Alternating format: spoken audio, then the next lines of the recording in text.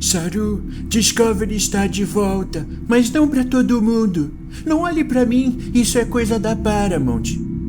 Aqueles sem vergonha. Salve Teletrekkers, Heitor Teixeira aqui dando início aos trabalhos com essa nova temporada de Discovery. Antes de dar prosseguimento e entrar nos comentários em si, vale lembrar que houveram mudanças sérias no como a galera vai ter contato com a série oficialmente aqui no Brasil. A Paramount se acertou com a Netflix para ficar com os direitos de distribuição mundial de Discovery, tentando assim dar um gás no conteúdo da sua plataforma, bom pra eles, ruim pra nós. Os episódios só chegam por aqui então lá pro começo de janeiro, a menos que eles mudem de ideia e soltem outras novidades. Isso atrapalha um pouco os planos na hora de fazer os reviews, porque quando os episódios forem liberados, já não vão ser novidade para muita gente, perdendo relevância, e ao mesmo tempo, lançando eles agora, o número de audiência também vai estar bem abaixo do esperado. Então, vou fazer um teste. Vou começar tentando estar emparelhado com eles, e se o retorno das visualizações ficar extremamente alterado, talvez eu repense a forma como vou lidar com esse assunto aqui no canal. Firmeza? Vou pedir então que você deixe um like, se inscreva, ative as notificações para assim não perder os lançamentos do canal sempre que eles acontecerem. Estejam avisados também quanto a spoilers, eu vou fazer um recap comentado, tascando opiniões conforme a gente progride. E por falar em recap, o episódio começa com dando uma pincelada nos eventos passados na promessa de que as coisas terão um ritmo diferente. Seguimos com um começo diplomático engraçadinho, com a Michael e o Book indo levar de Lithium em um proverbial cartão de visitas a uma galera que não estava muito satisfeita com a federação antes da queima. É interessante ver eles tratando de temas como diferenças culturais e anos de desconfiança com os Al-Shain. Essa espécie está presente no universo expandido, porém os roteiristas parecem ter se afastado do que foi registrado pelos escritores, por exemplo no livro Território Sombrio. O termo Al-Shain está ligado, fora da franquia, a Beta Aquilae, que é uma estrela na constelação de Áquila, e é também o nome tradicional, vindo do árabe como um termo para falcão peregrino, aproximando mais do que é citado no episódio sobre o comportamento parecido com o de aves. A propósito, a ideia de fazer eles voarem sendo levantados por aquele tipo de borboletas ficou no mínimo estranho. É cada ideia que essa turminha de Discovery inventa. No entanto, o desfecho ter vindo de uma solução pacífica, com uma interação bacana entre os personagens, tirando o lance meio infantil de fazer os visitados terem cara de povo fada, eu curti. Pra quem estava se perguntando como ficaria a participação do Doug Jones na série, uma vez que ele deixou a Discovery, nós temos o discurso do Saru no Conselho Kelpian Baul. A fala remete ao conceito de globalização e interdependência, cada vez mais presente nos dias de hoje e prato cheio para várias analogias. Eles evoluíram bastante nesses quase 1000 anos e aqui no século 32 já não são mais aquela espécie assustada, fazendo parte de uma comunidade maior e muito mais bem desenvolvida. Achei curioso terem tocado no assunto da Academia da Frota Estelar. De todas as propostas que têm sido comentadas de se criar uma série sobre esse assunto, a primeira menção vir de uma situação pós-queima, ou seja, século 32, quais as chances de que uma nova produção dessas seja ambientada nesse período? Eu não sei se eu ia gostar muito disso, algo do começo do século 25 estaria de bom tamanho. Simplesmente pelo fato de que quanto mais distante do nosso tempo, menos relevante certas diferenças e impactos teriam na nossa percepção. Para ser justo, uma série ambientada daqui a 100 anos, se fosse levar em consideração mudanças reais e não as inventadas por um roteirista, já seriam algo que nos faria sentir tão deslocados. Mas no faz de conta da franquia, a segunda metade do século 24 se tornou super familiar para nós, o que é claro, é uma questão de percepção. Mas o review não é sobre isso, percepção, e no caso a minha, o que nos leva a outro pitaco. De todo mundo que podia ter feito a cerimônia de reabertura da tal nova academia, terem escolhido a Burnham mais uma vez me parece uma escolha equivocada. Não é porque ela é a protagonista da série que tudo tem que girar em torno dela. A nova presidente da federação, Lyra Hillock, faz uma menção honrosa em nome dela e da tripulação da Discovery, que com o motor de esporos acabou resolvendo a situação da queima, mantendo o espírito de equipe no centro das atenções e emoções, como deveria ter sido feito desde o começo, ou seja, a participação da Michael antes ficou meio redundante. A presidente, que foi citada em vídeo de divulgação como sendo um híbrido de humana, bajoriana e cardassiana, também chama a atenção para o retorno à exploração científica, com a doca espacial Archer e tome musiquinha tema de Enterprise. Essa instalação está sendo responsável por novas tecnologias para, adivinha, explorar novas vidas, novas civilizações e aquele papo todo que vocês estão ligados.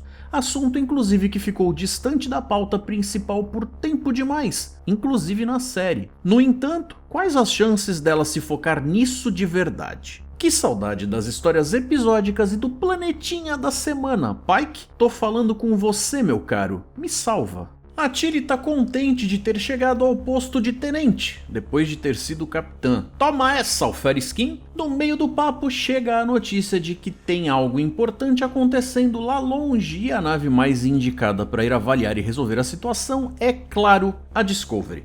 Mas não bastasse o problema sozinho, a presidente resolve ir junto e a dona Michael não curte muito a ideia. Uma figura de autoridade maior que a dela na nave? Que presidentezinha petulante, não?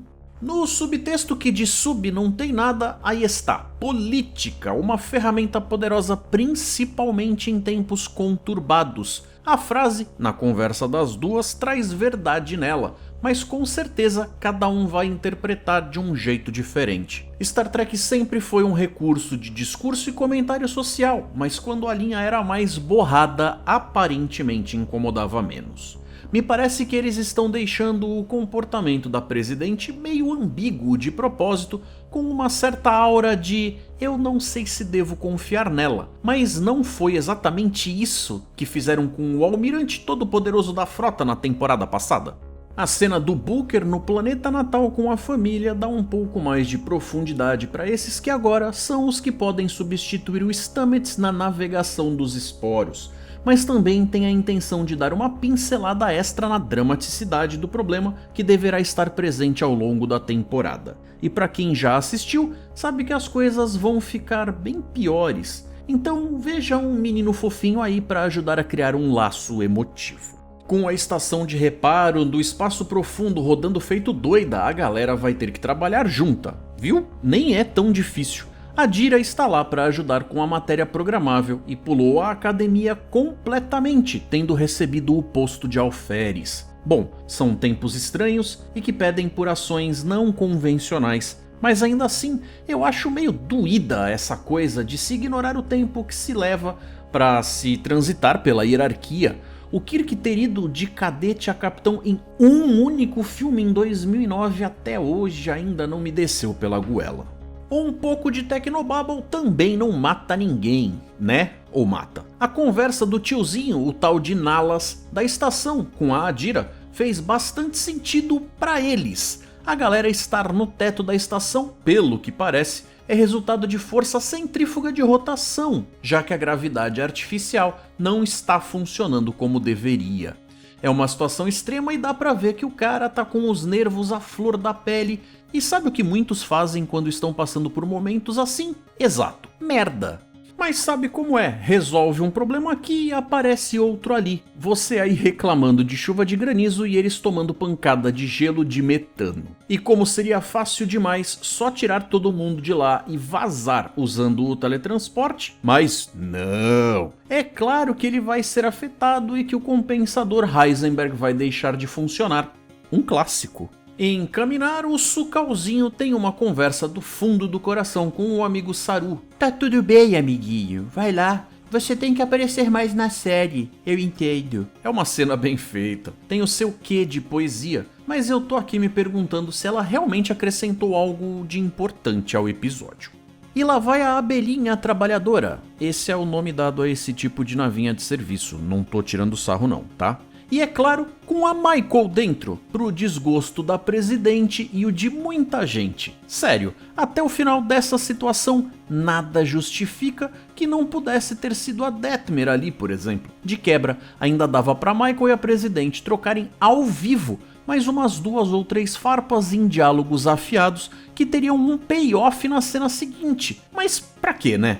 A desculpa dela é a de que ela tem mais horas em uma dessas do que qualquer outra pessoa a bordo. Mas nós estamos no século 32. Quando ela teve contato com isso mesmo? Refresquem aí a minha memória.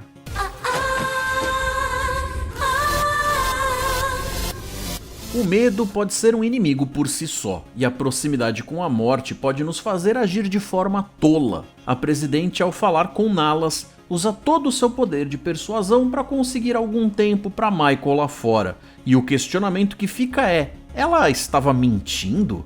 O objetivo foi alcançado, mas principalmente envolvendo um político. A mentira é um recurso aceitável? Subtexto? Alguém?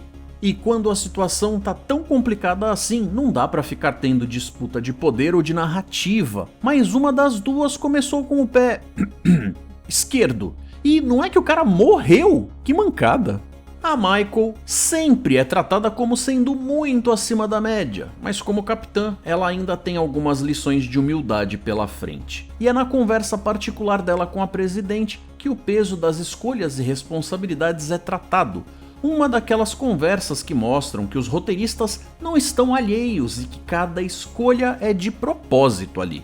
O fato deles estarem trabalhando para tentar replicar o motor de esporos era de se esperar, mas a citação curiosa ficou mesmo por conta do tal protótipo de Pathway Drive. Posso estar 100% enganado, mas o quanto isso pode ter a ver com uma certa Protostar? Ela cita que a tal tecnologia deveria ter sido instalada na Voyager.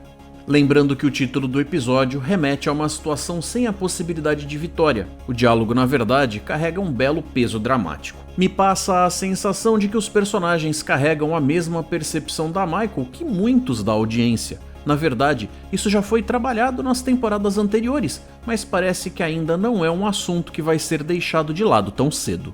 A escolha da distorção gravitacional como pano de fundo para a temporada corre o risco de não se distanciar o bastante da sensação de algo muito parecido com a queima na temporada anterior. O que me assusta um pouco é que Discovery, enquanto série, não tem lidado, na minha opinião, lá muito bem com desfechos que envolvam ciência. O grito do Sucalzinho deixou um gosto amargo na boca de muita gente por aí, e posso falar? Na minha também. E só pra elevar o tom do drama, pum, lá se vai Queijan. Lembra do menino fofinho? Pois é. Então, recapitulando, até agora temos uma frota se recompondo, uma federação se refazendo, uma academia sendo inaugurada, uma presidente no caminho da Michael e outro problema astronômico no horizonte que, só pra variar, vai ter proporções exageradas e possivelmente uma solução meio meh. Bem, nada que nós não tenhamos visto antes. O episódio teve alguns bons momentos, mas a princípio me pareceu um pouco mais do mesmo. O que só aumenta a minha curiosidade com a série do Pike. Galera, obrigado por assistirem até aqui, pela sua audiência e companhia. Logo mais tem episódio novo de Prodigy. Será que eu dou conta? Fique ligado e descubra o que vem a seguir. Confira o vídeo especial do Almanaque de Naves sobre os arquivos secretos da Discovery. Vou deixar o link no comentário fixado. Fique com 2 sugestões de vídeo na sua tela. Um forte abraço, galera, e até mais!